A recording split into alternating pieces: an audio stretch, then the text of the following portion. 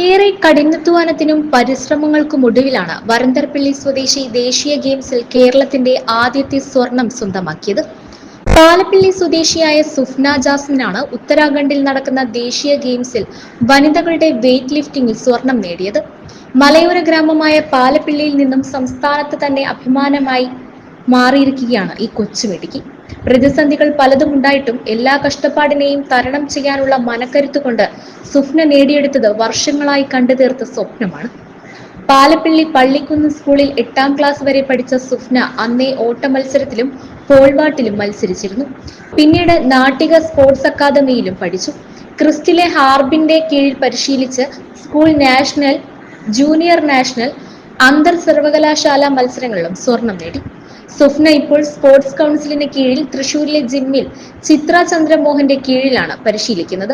കഴിഞ്ഞ ഒക്ടോബറിൽ ഹിമാചൽ പ്രദേശിൽ നടന്ന ദേശീയ വെയ്റ്റ് ലിഫ്റ്റിംഗ് ചാമ്പ്യൻഷിപ്പിൽ 2 ദേശീയ റെക്കോർഡുകൾ സുഫ്നയ്ക്ക് ലഭിച്ചിരുന്നു. ദേശീയ ചാമ്പ്യൻഷിപ്പിലെ ബെസ്റ്റ് ലിഫ്റ്ററായും തിരഞ്ഞെടുക്കപ്പെട്ടു.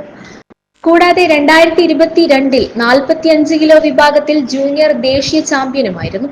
തന്റെ മുന്നിലുണ്ടായിരുന്ന നിരവധി പ്രശ്നങ്ങളെ തരണം ചെയ്താണ് സുഫ്ന ദേശീയ ഗെയിംസിലേക്ക് എത്തിയത്. എന്നാൽ മത്സരത്തിന്റെ അവസാന നിമിഷത്തേക്കടുത്തപ്പോൾ സുഫ്നയ്ക്ക് നേരിടേണ്ടി വന്നത് അതിലും കടുത്ത പ്രതിസന്ധിയായിരുന്നു. മത്സരത്തിന് തലേ ദിവസം 2 കിലോഗ്രാം ഭാരം കൂടുതലാണെന്നറിഞ്ഞ് മത്സരത്തിൽ പങ്കെടുക്കുന്നതിനായി വെള്ളം പോലും കുടിക്കാതെ അവസാന കൈയായി മുടിവരെ മുറിച്ച് സുഫ്ന എത്തിപ്പിടിച്ചത് തന്റെ സ്വപ്നത്തിലേക്കാണ്, ദേശീയ ഗെയിംസിലെ സ്വർണത്തിലേക്കാണ്. കേരളം എന്ന ഒരു സംസ്ഥാനത്തിന്റെ മുഴുവൻ അഭിമാനമായി മാറുകയായിരുന്നു സുഫ്ന. ഇരിങ്ങാലക്കുട ക്രൈസ്റ്റ് കോളേജിലെ 3ാം വർഷ വിദ്യാർത്ഥിനിയായ PS സുഫ്ന പാലപ്പിള്ളി ടാപ്പിംഗ് തൊഴിലാളികളായ പരവരാഗത് സലീമിന്റെയും ഖദീജയുടെയും ഇളയ മകളാണ്. 6ാം ക്ലാസ് മുതൽ മകൾ മത്സരങ്ങളിൽ സ്ഥിരമായി പങ്കെടുക്കുന്നുണ്ട്.